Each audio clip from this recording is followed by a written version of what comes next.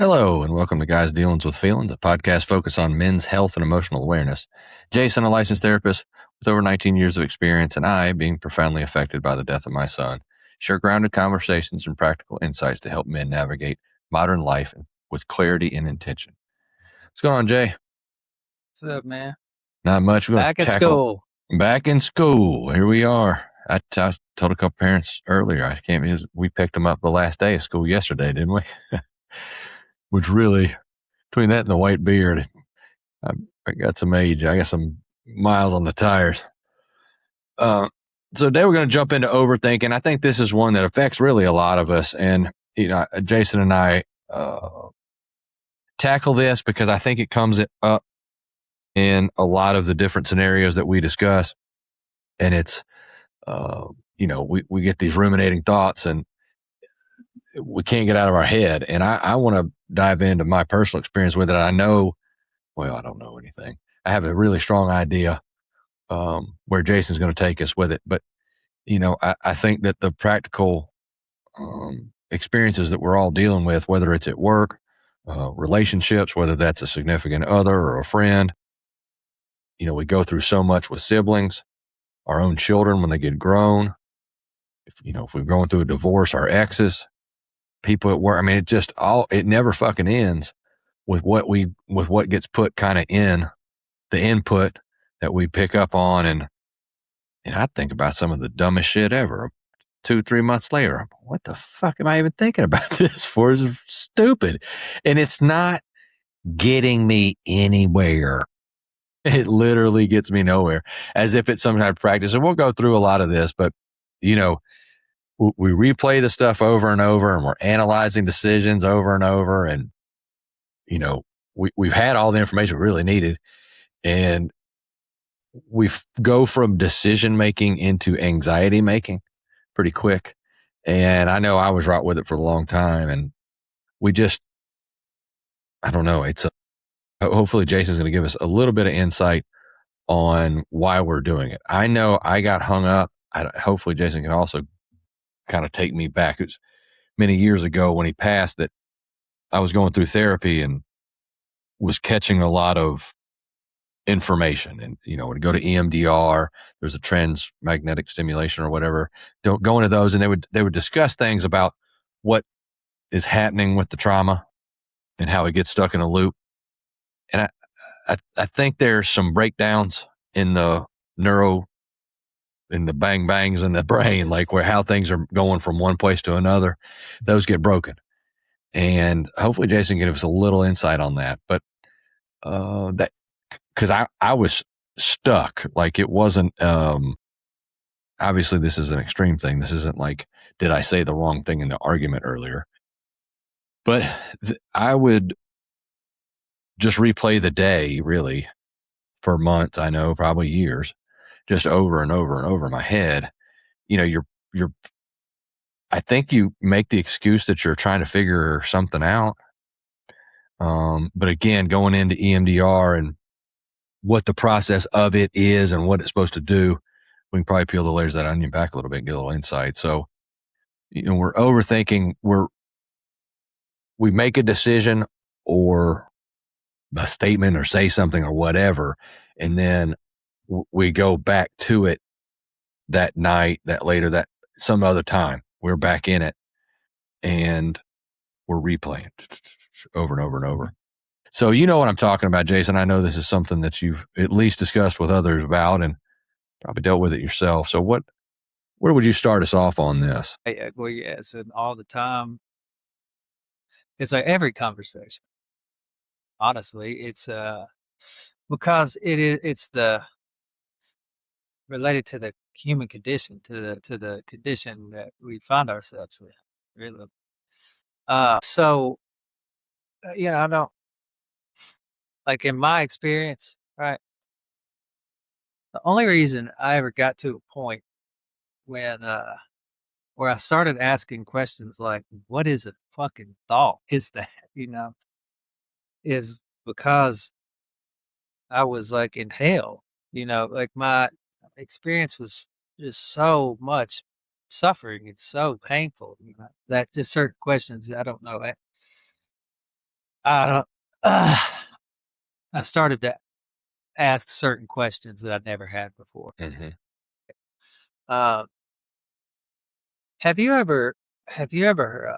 Like, are you familiar with the way that, let's say, you might have been introduced to like meditative stuff or something? Have you ever heard people talk about or sort of describe the idea? I mean, I know you've heard me talk about it, but like that you're not your thoughts. Have you have you heard that just have you heard that information before? I hadn't for a really long time, but yes, as of Me now, either. I have. Me As of now, either. I My have. entire life I hadn't Yeah, until what, 40 though. But so now you're familiar with the idea, right? It's like, okay, what that's the foreign fuck to a large to swath of most people. of us. And it's still it's foreign to us even like let me see how to like you said, even though you have been introduced to the information, you have conceptual sort of idea around it, there's still a part of your experience is what you would call get stuck in your head, right? Mhm. Sure. Um, and I just the way I relate to that is we just haven't received the good information on how to, uh, so I mean, it really comes down to the idea. So the question is, what is a thought? Like if I'm not that, then what? What is it? And this is another sort of really foreign thing to us in a lived experience, right? But uh, it's just energy. It's just movement. That is a very foreign concept to us. You know what I mean? Even though you really know in your own experience, right? Like I don't have to tell this should. I would imagine this will be familiar to you. Like thoughts come and go. You see what I mean by that? There's some come and go, and it's kind of throughout a whole day. Does that make sense? It's just the flow of information, the flow of this movement, energy, really. Uh, and then there's some times where things get stuck, where something gets stuck, right? And what gets stuck is our faculty of attention. It's something, information about the faculty of attention has not deeply permeated our culture yet. Not right. And it's at the heart of everything. It's like our superpower. We're not familiar with it being a muscle, kind of related to it being a brain thing. Hmm. Uh, but we don't know how intimate we can become with it, like how attuned and intimate we can, of a relationship we can develop with the faculty of attention. So what gets stuck is our attention, faculty of attention gets stuck. And for most of us, so, uh, like, why are you like when somebody goes and does EMDR, right? For what? What is it? An intervention that what is it used for a lot? Trauma? Trauma Well, what is trauma? and a too much for the nervous system to take. That's a part of it, right? And a lot of times, what we'll associate with that word is the circumstances and situations, the flow of our life, right? Brutal, most it's just, hell, horrific in so many ways. But the word is actually being used as a modern equivalent to to something that's been discussed for thousands of years. It's not new. It's not like in a way the modern literature around trauma. It's not in a ton of ways evolving. It is. It's evolving it because it's more mainstream and it's more out in the pop. So like, but it's hard to understand the information even in the modern conversation. You know, you read the body keeps the score. That's a complicated book to read. You know, like it. Um, but the word refers to the way life experiences leave impressions on us.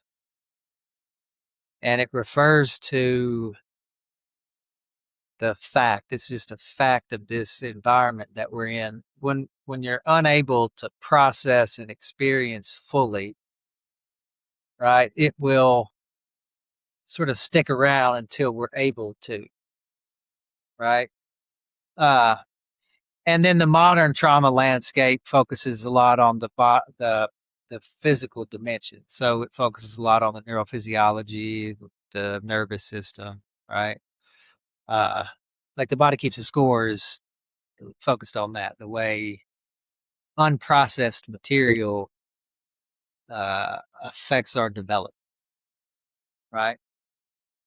But that, in a way, if you really get what I mean, like it kind of doesn't make sense. Well, what do you mean unprocessed material? Like where do we store it? How does that work? You know, right? It's a confusing landscape. You know what I'm saying? But yeah, I do. All right. So at the heart of all of it is the faculty of attention. At the heart of all of it. So this is just a condition that we all find ourselves in, right? So essentially, like if when you close your eyes, right, and now you're introduced to this whole field, right? Is thoughts, feelings, and sensations, right? There's really actually no division, body, mind. It's just one thing, right? Um, but it's so painful here and so confusing, right? That our natural focus and attention, which we want to be in really fundamental ways, we want it to be open and relaxed, our faculty of attention that just allows, I could talk more, but it's really about it being relaxed, open, right? And able to include lots of things consciously, right? But at a certain point for us, something happens and that faculty of attention gets sort of stuck in thought. It's like a flashlight. It gets really stuck in that movement is literally, we sort of become addicted to it. It's familiar, again, at the level of attention, right? Hmm. And so feelings and sensations and deeper movements, they start to get pushed into the unconscious is what happens. And then so that at the uh at the level of attention, this is like everybody walking around on two legs. Our faculty of attention, which we can 100% get, like reclaim some agency and intimacy with. Uh, most of us have a very undisciplined, underdeveloped faculty of attention. It's like a part of us we weren't ever told about. Which is going to strike people as confusing because they're like, all I'm doing is giving this attention. Yeah, and And that's that's the because problem. we don't know how to stop. Well, I think it boils down to, yeah, exactly. And that's what all you're focusing on, then you're going to have issues because that's all you're focusing on. And if you would focus on now, the current and all that, and I've had to your point, navigate this landscape, trying to figure out conceptually and then in practice. And it's such a long road from the concept of and then into actually doing it. I think the big place where I am now is identifying, understand what's happening when it's happening, and then I Yeah. can start. Now watch this. So let me just like describe something to you without using words. So let's say one thing that connects everything, everybody, is it the faculty of attention awareness. Okay, it's like a universal quality of the experience. It doesn't have any ethnicity, or it's like having an arm, you know, right? Uh, and it connects everybody, right? So take that idea of identifying, right? Identifying what? It's really identifying when your attention has drifted somewhere that is not pleasant. But the reason that you're able to identify that more quickly is because you feel something uncomfortable. You may not recognize that fully yet, but that's really what's happening. So for most of us, our everyday lived experience is something like this: getting lost in thought and noticing it, trying to be what we'll call present or in the moment, but we're not able to. Attention's always going, our attention is always divided, right? That is a pretty universal quality of our experience. But we don't really know why that's happening. You're saying, right? So if you don't call it anything, you just take somebody that's going through the same human or the same experience that we're having, suffering and past and future, and their attention's always somewhere else, and it's not here, right? And that because of that, they're deeply in pain and confused, right? So, and again, you don't have to call it anything. Think about what we've done as a species for a very long time, or one of the major things we've done. We've sat down and we've closed our eyes, right? And we've learned to practice with the faculty of attention, right? Because when you sit down and close your eyes, what the practice actually is it's a practice of non-resistance and moving towards unfamiliar, right? Because it's a practice of being still and trying to notice when the attention drifts somewhere else. Does that make sense? And then you're working to bring the attention back down into the body, just breathing or less familiar, right? So you're literally practicing re-establishing discipline and some agency, the faculty of attention. It's literally what we're doing when we sit down and practice closing our eyes. We call it meditation. I don't even, it's fine. We want to call it that. I just try to describe what's happening because you don't need to really label it anything. Uh, Now, what we're less familiar with, generally speaking, is how that process has to do with our identity and how that has to do with the past. It's I guess less familiar to us, right? So if you think of the past being represented by a faculty of attention that's stuck like a flashlight somewhere else all the time, then the process of working to reestablish the attention more on now is really working to keep your attention on what you currently would find uncomfortable. Eventually, you won't find it so uncomfortable, but at first, it's deeply uncomfortable because that means we're moving towards what we were not able to process, the questions we've never been able to approach. Like, that's the direction of everything we've avoided, like forever, really. I know that might sound overwhelming. The system doesn't just go, oh, here it all is, and throw it at us. I want to capitalize on that statement and how when we're using this concept of overthinking, where it's where we all, like you said, we probably all find ourselves here a lot, but a decision must be made. I don't want to make it yet. I just want to keep rolling. And so I kick the can down the road saying I got to think about it, or I've got to look at things from all my angles. And some of that's true. We do, you're not going to go out and buy a house with just sitting down and meditating. You got to know where you want to live and where you got kids, where they're going to go to school, how far is it to drive to your work? All these things got to be figured out. How much can I afford? So decisions have to be made. Well, we avoid a lot of decisions and we blame it on thinking, and we may even ruminate on it. Well, if we live over here, the school's better. But then our price range, we're going to have to live in a 1-bedroom studio when there's 5 kids. If we live over here, we can get a lot of house in our budget, but the schools are atrocious. So, now we're playing it over and over and over. Why do we do that? Is that an avoidance tactic? You just said, the reason it jumped me to this is because you just said something about how this window opens up and a lot of things we've been seeking answers for, things we've been avoiding, they begin to present themselves with a little more clarity. Yeah. What I just would change the language. So it's not actually accurate to say I was overthinking. It's accurate to say I am not aware of my faculty of attention, and so I have no idea how to direct it. No clue. I have no idea how to let go, to relax my attention and stop focusing on all that activity.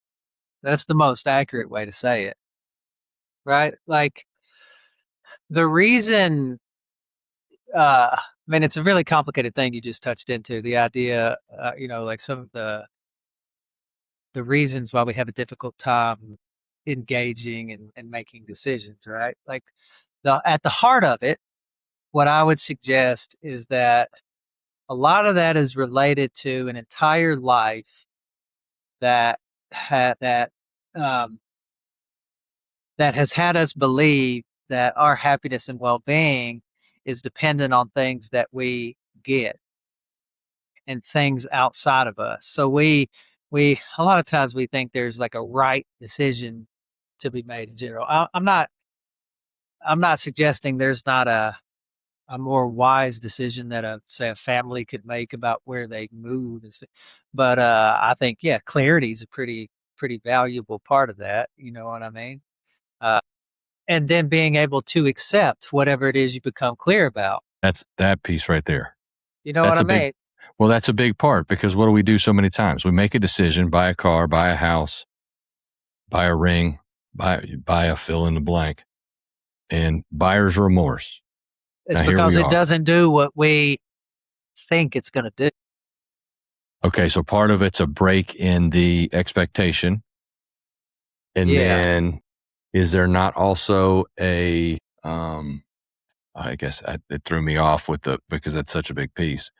It's tricky because again, it's nuanced, right? Like at the heart of our incapacity, our immobility, our being overwhelmed, at the heart of it, it is related to this, to our conditioning that says there's a right decision to be made as it relates to my future happiness. Do you see what I mean by that? Mhm. Okay. And actually what we're looking for is always found right here. That's how just it's always that way. I'm talking like ultimately how we find our like true peace and contentment, satisfaction, a sense of being satisfied here, content, you know, not always thinking it's right around the next corner or when I get X, Y, and Z, you know what I mean? Like whatever it is. Uh, so it's nuanced. Like, so in the deeper levels, we get stuck because we don't know what we're actually looking for, in general, right? Uh, and then there are very practical sort of things we're working through in this very complicated country landscape, and yeah, and so again, it's to me, it's better to make decisions from clarity, and then that means while we're working through what life has presented, it would be beneficial for us to know about the nervous system and how to keep our system regulated and um, flexible and fluid and stay focused on reality. You know what I mean? Because if I have information around my nervous system and how to stay focused in reality and stay focused on the actual challenge at hand, if my system is more grounded, then I have more access to every part of my system. If I'm overwhelmed by the information, then it's more likely I'll make less than wise decisions. I think so much of the answer lies in the first part of that, which is it's we set these expectations. When I buy a house, I will fill in whatever you want here. So now I've purchased the house, whatever, I don't know, the median house price now is like $450,000. So I spent $450,000, whether I've borrowed it or whatever. And then I get there and I don't feel safe, or actually I feel more vulnerable because now I owe this bank all this money. And I don't fill in the blank that you would set the expectation for. And therefore, we have this regret, remorse. I fucked up. I didn't think enough. I didn't process enough. Now I start thinking, what's going to fix that? What is going to make me feel that way? And that's a That's a good forever point. chase. Yeah, forever. Uh, yeah, it's a forever chase for us. It's not. And I think it's Tony Robbins that says that, trading expectations for appreciation will change your life. And that is a very true statement. And instead of hoping the next thing around the corner is going to fix things, look and see how fixed they are. And that's not to say that everybody's is the same fixed. I understand that some people will be in a bad spot listening to this podcast and think, well, what am I supposed to appreciate? And there are things to be appreciated, I can assure you. In my worst circumstances, there was always worse circumstances. And so I could be appreciative that they weren't those. And then as I stepped out of that, I could appreciate the steps I had taken and the love I had showed myself and the time and energy I'd given, kind of making myself feel better and working towards healing. And that's, if we're in a place that we're not happy with, so much of the time, whether it's a current argument that has put you in this place or life circumstances such as losing a child that's put you there, if you don't take action and you just sit around pointing your finger at why you feel the way you do, then I've got a breaking news for you. You're going to feel like that tomorrow and the next day. And that's not to say that you need to set these expectations that if I take action tomorrow, that I'll feel better the following day. You need to have an understanding that if you do take action based on what you know, and will you make wrong moves? Well, yeah, you're going to make wrong moves. You're going to fuck up and you're going to learn. Now, if you keep making the same wrong move over and over, you've got an Yeah. analysis issue. You need to do some reflecting.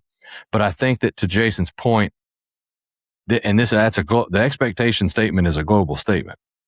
It, I and and to I link it, what I would so it is a lovely idea, that appreciation and expectation, but and I haven't, it's not like I've digested a ton of Tony Robbins stuff or anything, but I can, but how do we do that? And how do you, what does that mean, in a non-conceptual way, right? And I think here's the most general way that I would say it, right? That at least as far as my life is concerned, I came here and nobody really gave me any good context or information around what's going on, what the point is, And so I also went on this journey of trying to be satisfied through things in the world. Like I don't, and it's just nothing ever satisfied deep down, you know? And so I didn't know this, but this is information that's humans have known for a very long time, this species, right? That what this world does is it tries to capture your attention. That's what its goal is. And again, we weren't told about the faculty of attention, right? So the world will work to capture your attention out here. It's like Odysseus, you know, the sirens, and the world, it works to capture our attention. That's what its function is, and it's really good at what it does, to say the least. And a part of that process, we were taught that that what we're looking for is all out here. That's not the truth. At the heart, what we're looking for is it's about us. It's about finding more out about ourselves, where we come from, who we are, and That's what the real process is about. That's why we can't get satisfied fully things out here. It doesn't really matter, but uh and there's nothing wrong with it. I mean, being comfortable and like that's beautiful, you know. Uh it's just there's a deeper process here at work for all of us, you know? And it's really about finding more out about who we are. And in order to do that, and this has been known for thousands of years, at the heart of that lies the muscle of attention, of learning how to take our attention and put it back in here, back on our experience, back in here, watch thoughts come and go and watch feelings and sensations rise and fall and just try to stay relaxed while it's happening. And that's inside here. That's generally for all of us, that's the direction of satisfaction, contentness, new information about ourselves, new information about the world, new information about the past, new information about everything. And again, at the heart of that is the faculty of attention. So we don't set the expectations. They're set for us. They're programmed into us. You know, so get into a place of appreciation, that's a state of being that has that means the character has more attunement to the faculty of attention. And so they can stay right here focused on what is happening, what they are doing. I don't give a shit if it's doing the dishes, you know. It's look at this is what I'm doing right now, you know. Uh, and so we're able to give everything more of our full attention, full involvement. You see what I mean? That's actually what we're looking for. Why is it that more that certain things push us into this issue of losing attention? I'm forgetting the words you've been using this whole time, but the attention, your focus and attention back to self. It's just different frequencies. Have you ever heard of the term shadow work? I've heard You of the ever term, heard of that? And so if you just this is about the level of attention. There are certain frequencies. I know this again, if you just are, you know, we're open to the idea that everything's energy, right? That it would include us, you know. But another word for energy is frequency and vibration, right? And so again, essentially what's happened at the level of attention, shadow works essentially that our attention has become addicted to some frequencies, like thought, past, and it's allergic to other frequencies. So it's the ones that we're allergic to, the frequencies that we're allergic to that are operating outside of our conscious awareness, that it's sort of then there's like this gravitational pull to go up into the past and the future to escape that uncomfortable frequency. Relate that to a relationship or work or money or being a parent. Well, generally, the way we relate to all those is like we don't know that the way we relate to it is based off of what we're feeling inside. So, like generally, for most of us, we have to learn that those things bother us so much, whatever it is, right? That there's so much difficulty found in all those things because we do not know the difference between what we're thinking and feeling. We do not know how to be present. We do not know what fear is. We don't know how to communicate our interiority. So essentially, our relationship with things, with everything, is primarily based off of our past experiences and conditioning until we learn how to develop our faculty of attention, right? Because that leads in the direction of knowing what we're feeling, expressing what we're feeling, not being afraid to express what you know what I mean. More clarity in what we're experiencing, less blaming of others in what we're experiencing, responsibility, accountability, you know, like for what we're experiencing, being accountable for my interiority, my feelings, you know. Yeah, where you are. Or what's happening here. Yeah. All of it. Yeah. Yeah. If it's good, bad, ugly, where And your that, focus is, yeah, and isn't, we can all only that's you. do that when we learn how to go inside and be more open to what we're experiencing at the level of attention.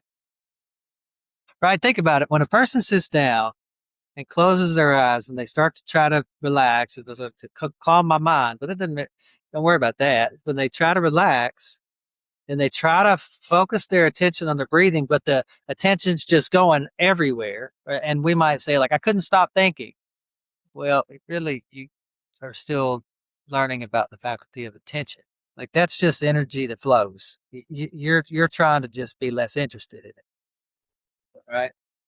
Uh, and so that's just a process for us of learning how to like let go and come back to what we're feeling. Let go, come back to what we're feeling. Let go, come back to what we're experiencing right now. You know, uh, that is the direction of being more content, less dependent on future experiences, to be a certain way for us to be okay. Or meet a certain set of circumstances. We make these demands out of life, and they're really related to how we've been taught what's going to make us happy. Yeah, and I think that we end up with all this sitting on us, and we have to make a decision about stuff.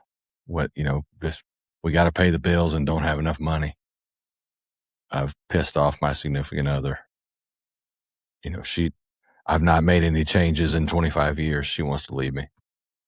And they're like, you know, I don't understand how going and focusing on myself is going to fix this. I got to make a decision. And I think to Jason's point that the clarity is the key when it comes to that individual.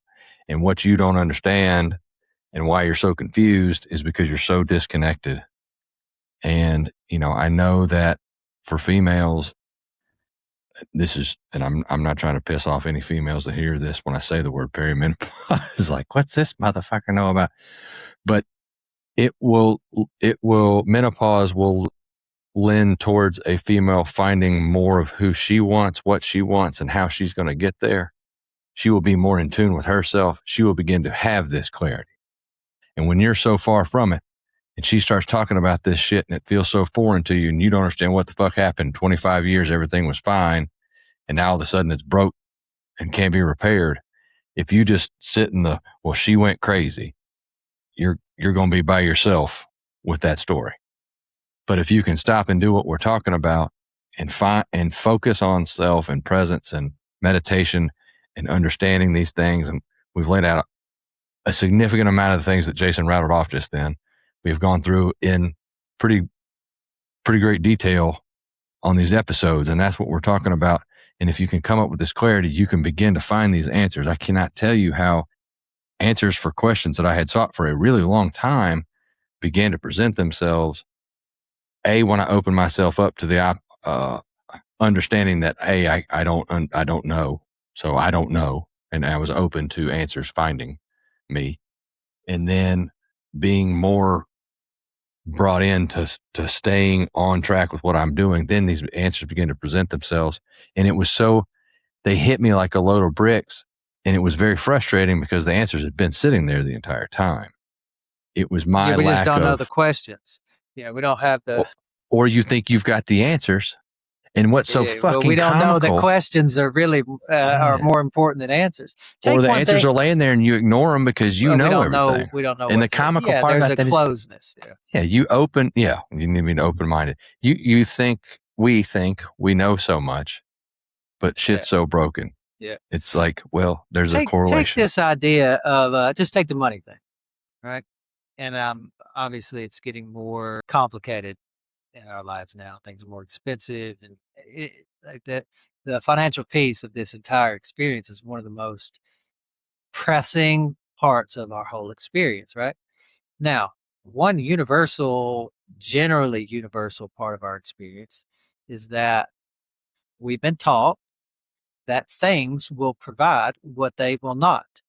And we have been conditioned into a form of dependency on things outside of ourselves to be okay, right? So, this discussion involves going inside, getting in touch with a certain sense of lack and some idea that these things we're going to buy, are going to make us happy, even though we don't really know that that's even happening, right? That's what's happening, right?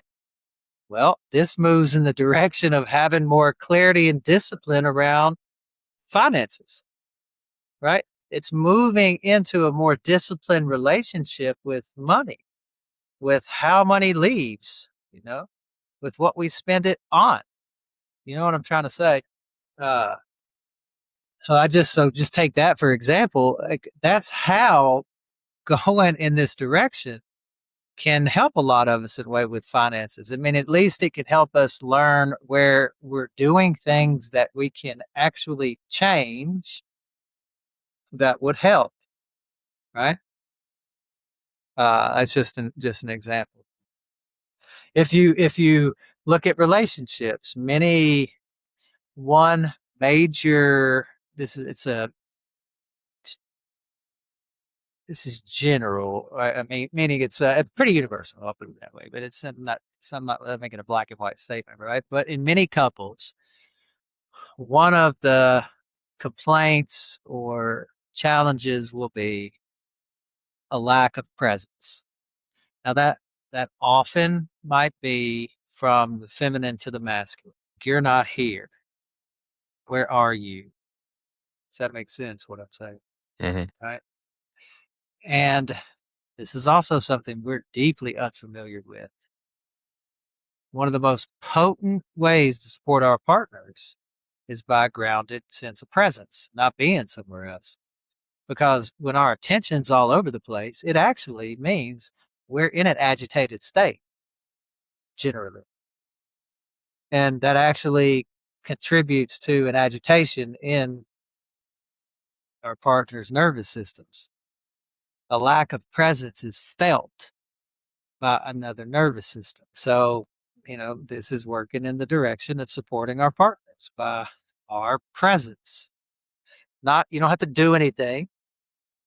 You don't have to perform anything. It's just a general energetic fullness presence that's actually deeply supportive of another nervous system. And this is something that is generally operates on the unconscious level. I mean, there's many women that would be able to communicate that presence is very beneficial for my nervous system. Uh, it's just not super familiar with this. Yeah, but when they're coexisting, it's obvious, and you've got one there. And I heard about this. It's not something I've done a deep dive on, but that females after they've passed their reproduction, their phase, they drop into this other phase, and that's where they have so much more clarity. And so we need to get into that mode. But to wrap up, and it's kind of ownership. Jason touched on it earlier. We don't have to know every possible outcome before we make a move. Sometimes we've thought about it enough, and we need to make the best decision we can with what we know, and accept that uncertainty is part of life. We must understand that That's all there is to it. that's right. We don't do there's no amount of thinking it's going to change. You could go find another piece of data that may alter the decision a little bit, but that's not where your focus needs to be. And that's Jason's point through all this. And clarity doesn't always come before the action. Sometimes the clarity comes because we acted. And that is the key. It's the action. And look, we're going to make bad decisions sometimes. But if we made it based on what we knew and not in disagreement with what we knew, then we learned. Oh, well, I didn't know that part. Now I know that part. And next time, if you make the same decision, okay, now you did know it and you still made the same decision. That is your fault. And we just got to continue to grow in this, understanding ourselves, and, give yourself some grace. This is all foreign shit. We have been taught for however many years old you are now. That's how long you've been taught the wrong way, most likely. And that's got us where we are. So if you enjoy this podcast, please like, follow, and share wherever you're listening or watching. Doing so helps us reach more men who could be positively impacted by this material. You can find us on Spotify, YouTube, Apple Podcast, Instagram, TikTok under Guys Dealings with Feelings. As always, we thank you for giving us your time, which is your most valuable asset. And until next time, stay in the fight. The world is a much, much better place with you in it. Peace.